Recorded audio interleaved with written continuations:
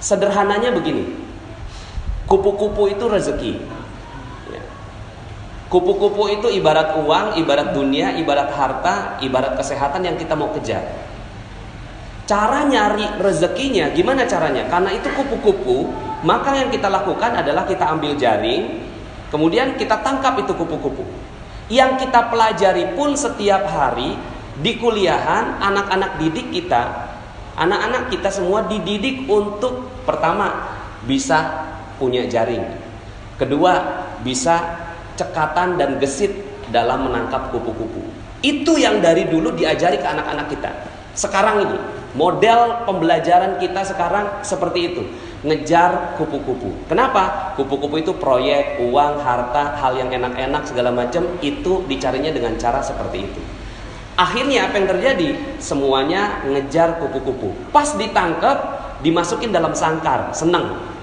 Kemudian besoknya lebih terampil lagi. Karena udah terampil, akhirnya bukan satu jaring, 2 jaring diambil, masuk 4 kupu-kupu masuk dalam sangkar. Besoknya begitu lagi, 5 kupu-kupu masuk dalam sangkar. Besoknya lebih terampil lagi, cabang bisnisnya makin banyak, 10 jaring diambil, 100 kupu-kupu sekali ambil, masukin dalam sangkar. Sekarang pertanyaannya, setelah kekumpul 1000 kupu-kupu di dalam sangkar, 1000 kupu-kupu sudah ada di dalam sangkar.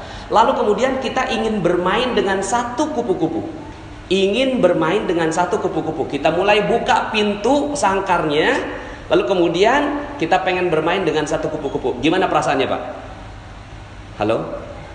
Ini masih pada hawa sahur. Terkumpul 1000 kupu-kupu di dalam sangkar, lalu kemudian kita pengen buka pintunya. Pas dibuka pintunya, ya keluar semua. Perasaan apa yang ada pada saat itu? Perasaannya, apa perasaannya? Galau, khawatir, cemas, takut, gelisah. Itulah dunia. Itulah dunia. Kita selama ini, anak-anak kita, belajar yang tinggi. Buat apa, Pak? Buat supaya kamu dapat nilai tinggi. Terus, supaya kamu bisa kerja. Terus, supaya kamu bisa nikah. Terus, semuanya diajarinya untuk apa? Untuk bisa ngambil kupu-kupu. Tapi, anak kita bingung. Bahagianya di mana? Pas mau dinikmati, kemudian dia mulai buka pintunya, kok saya nggak bahagia? Maka, kalau mau bermain dengan kupu-kupu, kenapa tidak bangun taman?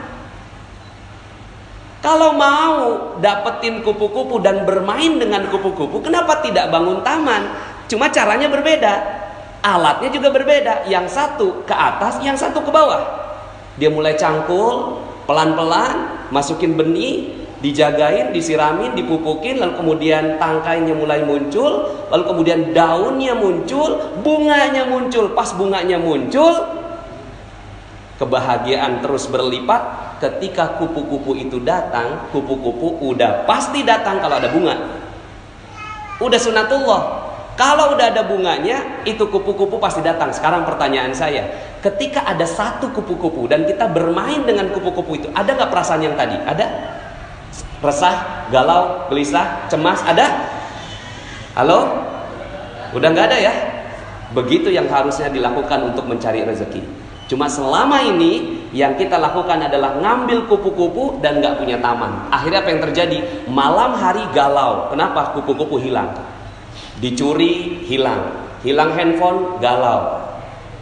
Diputus pacar, besok bunuh diri.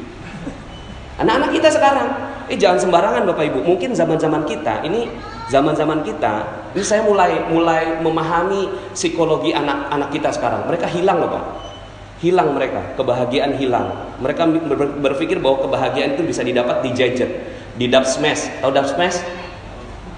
Instagram, ya. Itu mereka mulai dapatkan kebahagiaan di situ. Itu semua. Maka hati-hati, anak-anak sekarang itu mulai hilang tamannya. Mereka nggak punya taman, yang mereka kejar adalah kupu-kupu. Ketika mereka kejar, kupu-kupunya hilang, malam datang, kupu-kupu hilang. Anak-anak sekarang nggak ada yang kuat nahan cobaan Pak. Nahan ujian, nahan musibah. Anak-anak sekarang itu galaunya luar biasa. Maka hati-hati, mungkin dulu kita masih ada sedikit sisa-sisa taman. Tapi sekarang anak-anak sekarang kita mulai harus merubah gaya kita. Makanya sekarang semua pada kebingungan. Coba Bapak Ibu perhatikan, lulusannya kimia tapi malah kerjaannya yang lain. lulusannya arsitek tapi kerjaan yang lain. Pernah ada yang perhatiin itu? Berapa banyak orang yang kerjaannya sekolahnya A, pekerjaannya A? Sedikit sekali. Di Amerika datanya hanya 4%. Itu di Amerika yang link and match-nya bagus. Tapi di Indonesia, Masya Allah.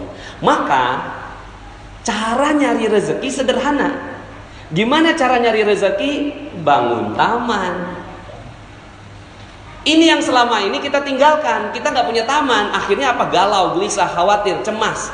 Kita nggak punya taman. Yang kita cari kupu-kupu. Seneng banget tuh, ada orderan, ada project, ada harta, apa segala macam datang. Tapi kita mau beli sesuatu, beli mobil aja. Pas mau beli mobil, sebelum tuh mobil masuk, kita bikin sangkarnya dulu. Kenapa? Karena takut kalau kupu-kupunya hilang. Tuh. Nah, terus gimana dong? Ya udah, sekarang ganti fokus. Kalau kemarin tadi kan semalam kan saya bilang utang tuh lunas, ya kan? Karena memang kalau kita masih ada hawa utang, itu rezeki nggak akan pernah datang. Hawanya hawa utang, rezeki nggak bisa datang. Ya. Tapi kalau hawanya utang udah lunas, insya Allah gampang banget tuh datang. Nah itu salah satu tamannya rezeki. Nah untuk memupuk itu ada 3 hal. Ya, ini tadi saya dipesenin Ustadz kultum aja, benar-benar kultum, kuliah 7 menit. Ya udah, saya cuma kasih kisi-kisinya. Fokuslah pada 3 hal ini. Fokuslah pada 3 hal. Pertama, pikiran yang positif. Pikiran yang positif bahwa segala sesuatu bagus, segala sesuatu indah, husnudzon billah. Ini adalah taman yang paling indah. Taman yang paling indah adalah husnudzon billah. Husnudzon billah itu apa? Pokoknya semuanya positif dah. Masuk rumah sakit positif, ya kan? Bangkrut positif, ya. Jalanan kemarin macet apa penuh? Nah, penuh. Udah nggak ada jalanan macet di Jakarta ya. Nah, ini namanya positive thinking. Ajarin anak-anak kita ini tentang husnudzon billah. Kalau anak-anak kita berhasil mendapatkan ini, maka ini adalah sebuah kebahagiaan yang luar biasa. Yang perlu dicari ini positive thinking. Positive thinking. Yang kedua, ketenangan jiwa. Ini yang perlu dikejar. Ketenangan jiwa ini namanya positive feeling. Kalau bahasanya kan positive thinking, positive feeling. Rasa itu harus tenang, cool, damai, enak, setenang samudera. Nggak boleh ada perasaan deg-degan. Deg-degan sedikit, itu langsung hilang seluruh rezeki. Jadi misalnya nih, kita punya utang, katakanlah masih punya utang ya, orang sana ya. Kalau di sini kan udah nggak ada yang punya utang ya. Orang sana masih ada utang. Terus kemudian gitu ya, ketemu sama debt kolektornya. Udah 1 bulan selalu menghindar sama debt kolektor. Pas banget saat itu dia lagi ngantri makanan di mall, pas balik debt kolektornya ada di belakang. Kira-kira bagaimana jantungnya?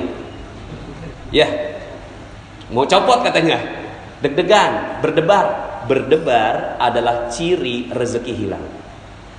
Berdebar, jantung berdebar itu ciri bahwa kita tidak punya rezeki lagi. Tamannya hilang.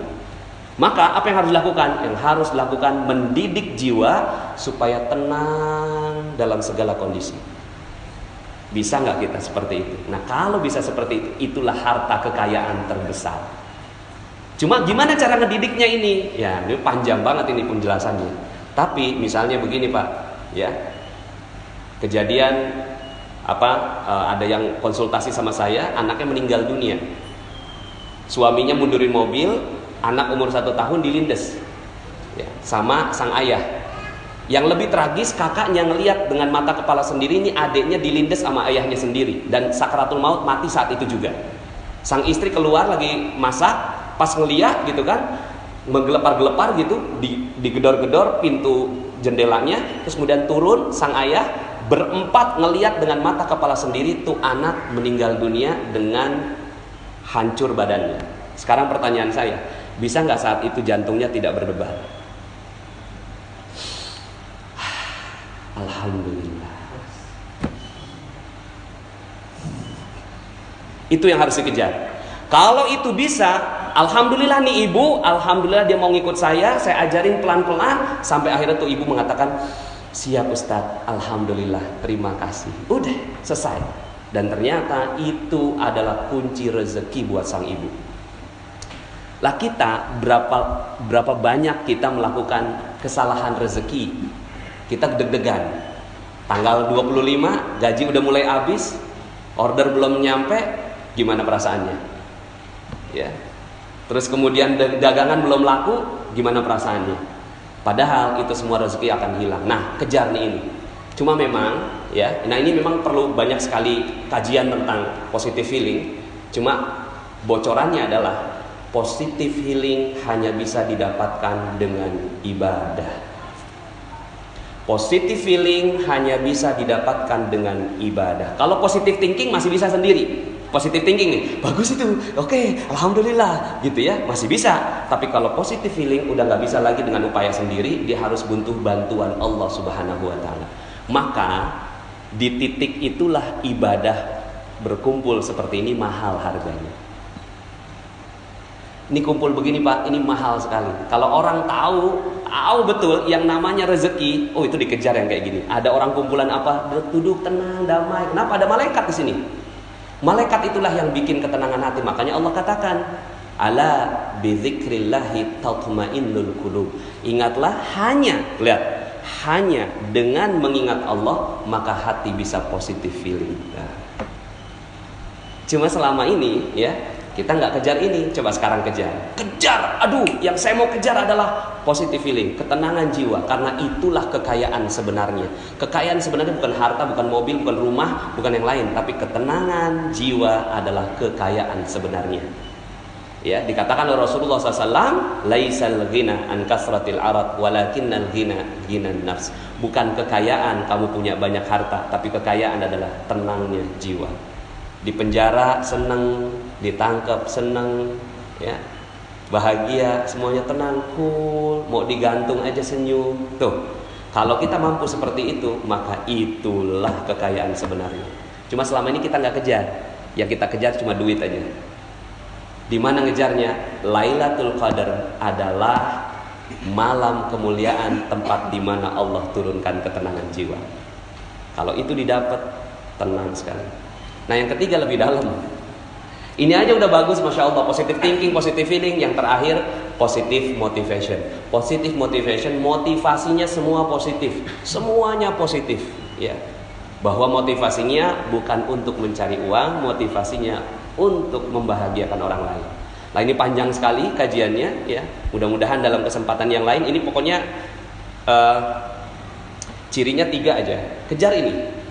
Nggak penting tuh jurusan, nggak penting tuh kuliah, nggak penting tuh sekolah. Bener, nggak penting. Kalau sekolah nggak ngajarin 3 hal ini, berarti sekolah itu nggak penting. Makanya sekarang ini muncul adanya gerakan anti sekolah. Kenapa? Karena di sekolahan anak-anak berantem juga, ya. Tapi bukan berarti bahwa saya anti sekolah, tidak. Kalau di sekolahan ini mengajarkan 3 hal ini, maka sekolah itu perlu dikejar. Tapi kalau sekolahan ini nggak ada yang kayak gini, nggak ada 3 hal ini, yang diajarin cuma matematik, fisika, kimia, biologi, arsitektur, ya, kemudian astronomi, itu dia berarti ngajarin kupu-kupu. Tapi kalau dia ngajarin taman, dia ngajarin 3 hal ini, sehingga anak ada apapun dia senang, bahagia. Anak ada apapun dia tenang. Ada azan, dia langsung lari ngejar tuh azan. Kenapa? Di situ ada ketenangan jiwaku, Pak. Di situ ada ketenangan jiwaku, Mah. Maka aku akan kejar itu. Kalau ada sekolah yang ngajarin kayak gini, kejar itu sekolah. Karena itulah sebenar-benarnya kekayaan. Demikian, mohon maaf atas segala kekurangan.